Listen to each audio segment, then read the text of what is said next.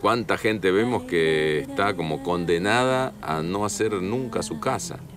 O a vivir en una jaula de cantonera y resulta que simplemente acarreando un poco de barro, un poco de paja, un poco de bosta de caballo y pueden hacer una casita tibia y bonita además, porque con tierra se puede hacer una casa muy bonita, donde va a haber menos reuma, menos problemas bronquiales, se van a sentir más abrigados, van a gastar menos leña, una cantidad enorme de beneficios.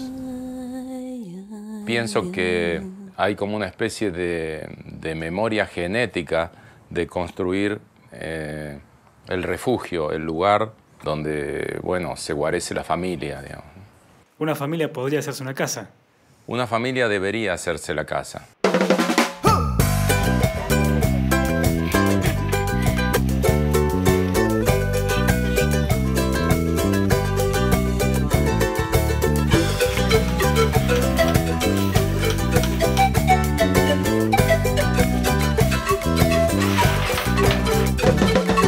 Rastros invisibles que dejan huella, el barro que se amasa desde la tierra. La casa parecía la del hornero, el pensamiento vuela por los senderos. Hay cosas que nunca mueren y van, aquellas que siempre vuelven y van a verte otra vez. Hay cosas que nunca mueren y van, aquellas que siempre vuelven y van a verte otra vez.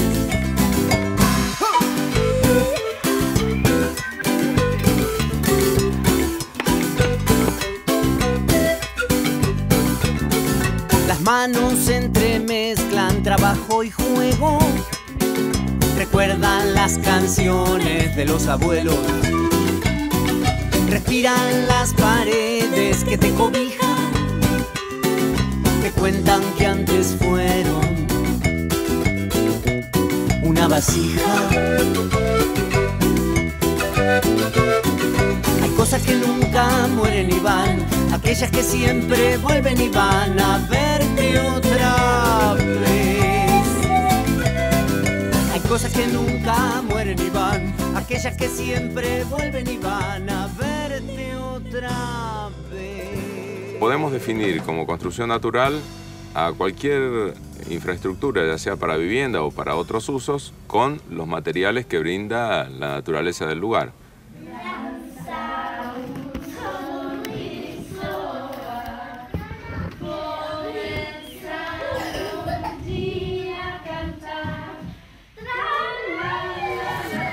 Está totalmente hecha con tierra.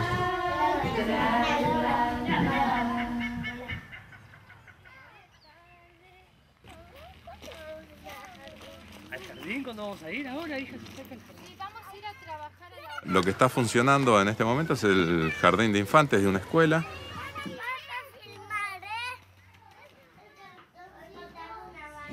Organizamos un taller con los alumnos de la escuela, los padres y los docentes. Se tiró una lluvia de ideas y entre los grupos había una gran coincidencia con la construcción de algo redondeado. Y bueno, y con un arquitecto que sus chicos vienen acá a la escuela, se terminó, digamos, de elaborar ese proyecto. Se presentó, todos quedaron de acuerdo, todos se sintieron de alguna manera dueños de parte de ese proyecto y se avanzó con eso.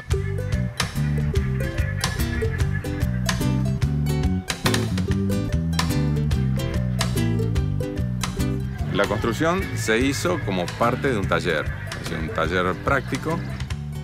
Yo estuve junto con otras personas, digamos, como capacitador. Y bueno, por supuesto que pude aprender un montón de cosas en ese taller.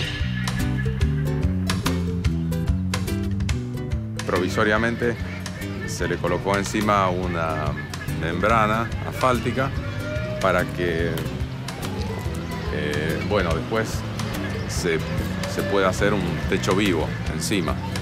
Eso se hizo de esta manera para que provisoriamente, bueno, que no entre agua y se pueda utilizar las instalaciones del jardín. Así está funcionando y bueno, los chicos vienen acá todos los días y se sienten muy bien y bueno, mi deseo es que mi nieto venga también acá. Y ojalá algún día se pueda terminar este techo.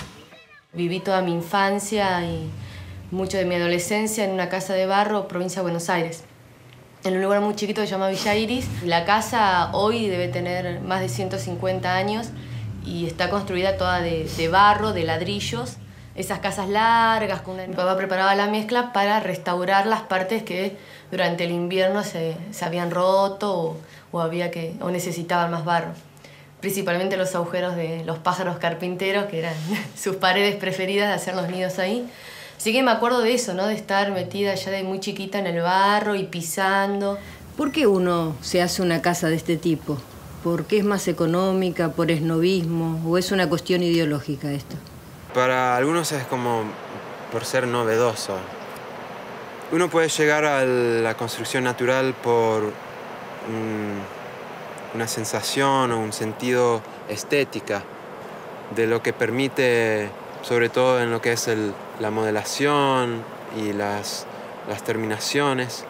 Uno también puede interesarse en la construcción natural por una búsqueda o una convicción en su importancia en cuanto a uso de recursos.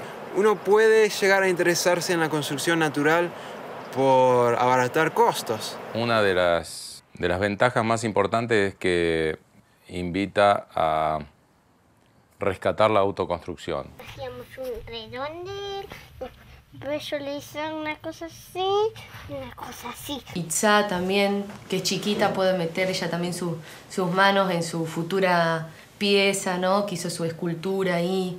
En las universidades prácticamente no se hablan de estos temas. Yo soy estudiante de arquitectura, me estoy por recibir, me faltan solo unos finales. No, en las facultades no se habla de la construcción natural, para nada. En realidad se ve en historia, pero se ve como que existió, que no existe más. Hay gente de la Universidad de Kassel en Alemania que hace ya bastante más de 20 años que están estudiando y bueno, de alguna manera han ido mejorando las técnicas. Un referente importante sobre investigación y desarrollo de estos temas es Minke, que ha hecho varias publicaciones y de esas publicaciones es que he tomado algo de su experiencia y la he puesto en práctica. Yo he hecho en mi laboratorio en la Universidad de Kassel, Alemania, más de 30 proyectos de investigación financiados del gobierno de diferentes lugares y descubrimos las diferentes características y cómo se puede aumentar y desarrollamos otras técnicas. ¿Hay alguna forma de utilizar un material que reemplace el cemento? Sí, de hecho, lo que ha sucedido en la historia es que el cemento ha reemplazado los materiales naturales. Desde el año 1930-35 empezó el auge de los materiales modernos. Y bueno, quien produce o descubre algo y ve que eso le va a rendir, hace publicidad y lo vende como lo mejor. Por eso, últimamente, la construcción en barro, después de esas épocas, fue símbolo de pobreza, símbolo de algo frágil. El cemento se ve como una roca. Además, ¿quién va a hacer publicidad para que utilicen la tierra que tienen, que sacan de una piscina o que sacan de los cimientos o de algún pozo absorbente? Eso no le rinde a nadie. Entonces, las multinacionales y los grandes industriales, en el caso del cemento o de materiales sintéticos, hicieron publicidad y nosotros lo creímos. El tema del cemento hay que calentarlo alrededor de 1000 grados y esa temperatura va al medio ambiente. Además, la cantidad de combustible que se consume para producir esa energía, ese calor, para calentar. La gran polución que produce en la zona, la cantidad de rutas que hay que arreglar con los camiones que transportan, la cantidad de acero que hay que producir para fabricar esos camiones, la cantidad de papel que se utiliza es infernal en las bolsas, lo que producen en el paisaje con la borrada de montañas y tanto el desastre que produce que por eso tratamos de evitar el uso de eso. Además, para construir una vivienda de tierra estamos utilizando el material que tenemos al alcance de la mano. Hasta la próxima cementera hay como 1000 kilómetros. Está la zona de Olavarría por ahí. Y bueno, mientras que la arcilla la tenemos abajo los pies. En general se puede decir que solo usa 1 hasta 5% de la energía en comparación con cemento, ¿no? Y es una ventaja, claro. Otra es vivir en una casa de barro, es más saludable, más sano, porque equilibra la humedad del interior, la humedad del aire. En mi caso, por ejemplo, todo el año yo tengo casi 50% de humedad. En invierno y en verano solo cambia hasta 10%. La casa de barro tiene más inercia térmica, o sea que conserva más el calor. En invierno el frío no pasa tampoco. Digamos, como que es bastante acogedor. Yo me acuerdo de vivir en esa casa de barro de chiquita y con solo una estufa a leña chica y que realmente los espacios estaban calentitos, ¿no?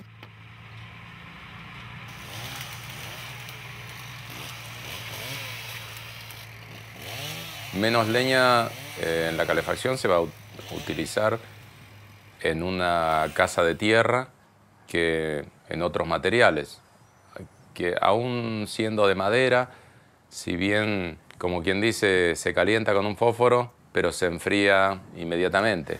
Térmica, no hay chifletes. La construcción más eficiente con relación a la calefacción es la construcción en tierra. Yo tengo gente especializada, suponemos que hace construcción tradicional, que es ladrillo, que se utiliza en mampostería común. Ahora, esa misma gente puede estar capacitada para levantar una pared de adobe o necesita capacitación. Necesita capacitación, pero de todos modos la construcción en tierra es bastante más sencilla y más fácil que con materiales modernos, digamos.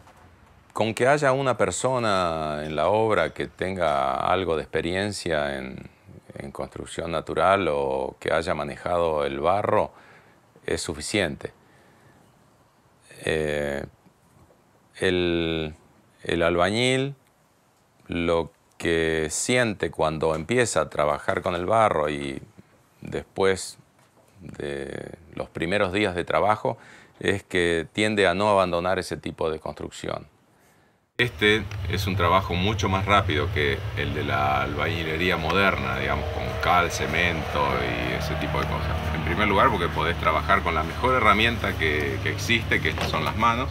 ¿No se usa plomada, por ejemplo? El estilo de esta casa, que es por pedido del propietario, tiene que ser lo más prolija posible. Por eso están hechas con fratachos, reglas, las paredes están bien a plomo. Conserva muchas líneas rectas, pero no necesariamente tiene que ser así.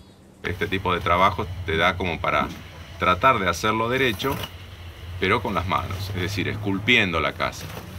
Y eso se gana bastante en velocidad.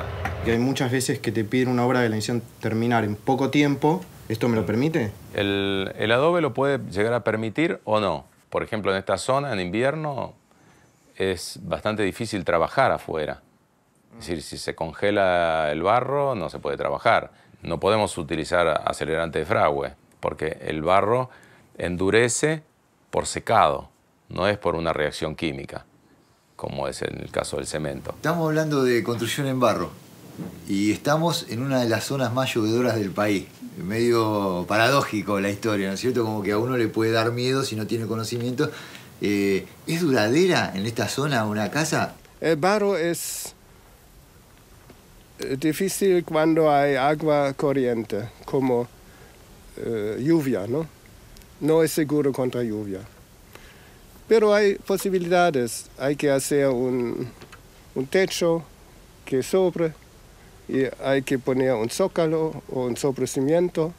Entonces no hay problemas, ¿no? O se puede usar revoque estabilizado con diferentes cosas como aceite de linaza, por ejemplo, ¿no? Yo tengo un lavamanos, es puro tierra cruda, solo con un poco de aceite de linaza y es seguro contra agua, ¿no? Sí, yo uso cada día, hace 14 años y no hay ninguna erosión.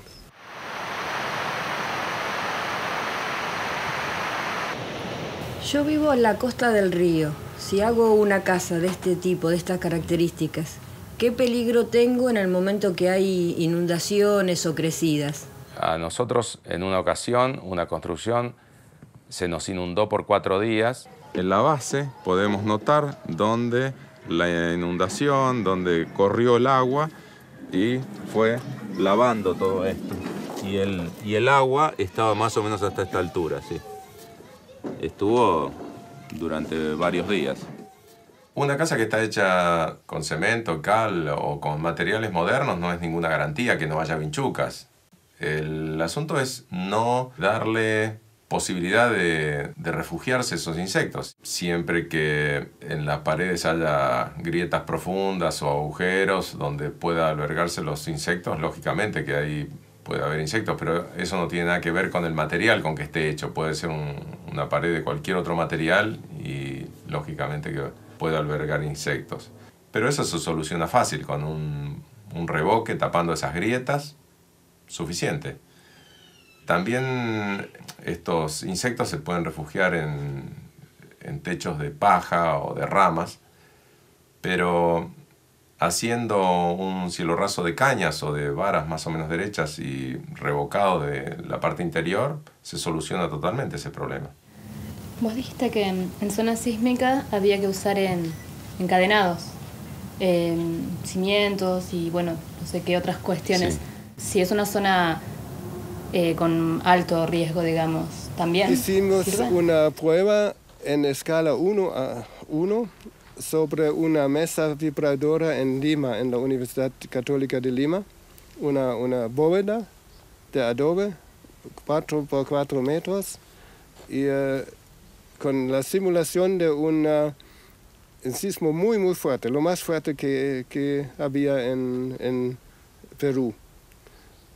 Y la bóveda, con 30 minutos, no, disculpe, 30 segundos, 30 segundos y con una aceleración hasta 0.8 G y con movimiento de 8 centímetros, ¿no? Así. Esta fue así, pero no cayó. En el caso de que vos quieras hacer una casa, digamos, de un par de plantas, ¿también tenés la posibilidad de armarla con este tipo de materiales? Sí, por supuesto que sí. Hay casas de más de 300 años en Francia y en otras partes de Europa y tienen 5 o 6 pisos de alto y construidas totalmente en tierra.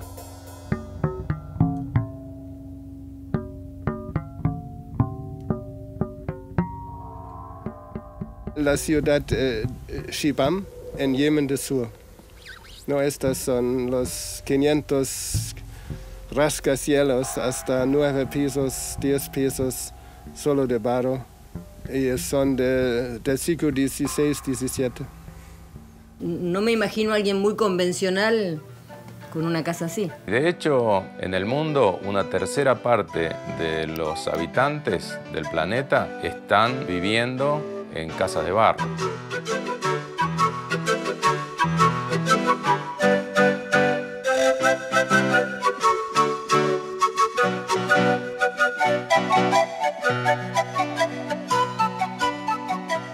en la lista del Patrimonio Mundial de la UNESCO, más del 50% de los edificios son de barro. En Egipto, por ejemplo, hay un templo con bóvedas de adobes que tienen más de 3.200 años y todavía son así. Es interesante, son bóvedas de un templo y el templo mismo no existe más porque era de mármol, ¿no? Y de granita.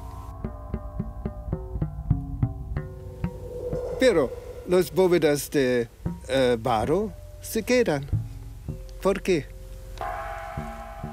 El templo con los mármol y granita se robaron y usaron en otro lugar, pero el barro no se queda, porque en este caso el barro dura más tiempo que el templo de granito. Hay construcciones de barro hace 7.000 años en Mesopotamia, en todas las culturas viejas, en Persia.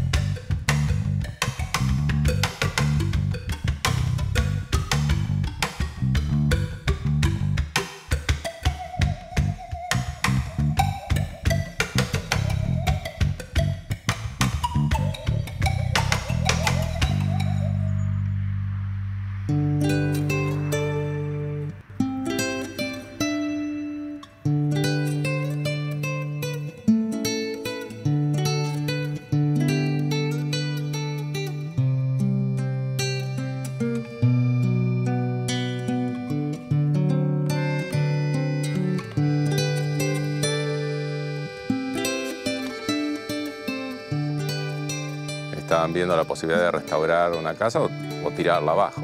Entonces vine, la miré y realmente vi que se podía restaurar.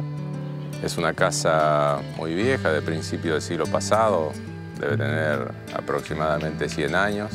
Estaba con buenas posibilidades de restauración. Me llamó mucho la atención cómo estaba construida. El 80% más o menos de esta casa está hecha con una técnica que acá lo llaman pared francesa, que es una estructura independiente, está unida por caña coligüe, que es una caña de acá de la zona, y en el medio tendría que ir barro y paja, pero en este caso solamente tenía barro y sin embargo está en pie y bastante bien mantenida, es decir, de hecho la estamos recuperando, y recuperando no en la estructura, sino, ¿ves? Acá se nota la caña, por ejemplo, que está del mismo color y tal cual en el momento que se puso, y bien fuerte, ahí se nota, exactamente igual que cuando se puso.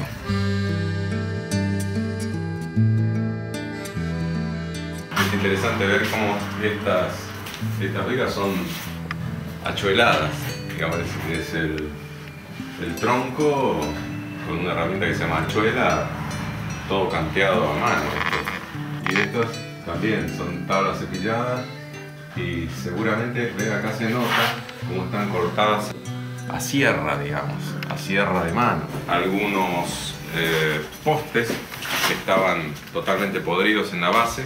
Entonces lo que hicimos fue sacar toda esa parte podrida y reemplazarla por algún pilar de piedra, los revoques que quedaban, los que no estaban caídos o los que estaban a punto de caerse, sacarlos todos y reemplazarlos por revoques nuevos. El revoque fino tiene más o menos 5 milímetros de espesor, con arena mucho más fina, y Bueno, después esto ya está pintado, está totalmente pintado a la cal, porque justamente la cal es un material poroso que entonces conserva las propiedades de la pared de tierra, que se diferencian con las paredes de cemento justamente por eso, porque respiran. Porque bueno, las paredes de tierra tienen un alto poder de absorción, por eso es que tienen esa propiedad de absorber y desorber la humedad del ambiente. Está muy bonito. Sí. Lógicamente que la restauración se hizo empleando técnicas modernas, agregándole arena y fibra. Y parece mentira que haya sido un material que formaba parte de una pared de alrededor de 100 años. Y apenas hace media hora que lo sacamos de ahí y ya casi podríamos decir que está listo para usar de nuevo. Por eso decimos que en las obras de construcción natural no existen los escombros. Se reutiliza todo. Simplemente le agregamos un poco de arcilla, agua, paja o alguna fibra, pasto, y lo volvemos a utilizar.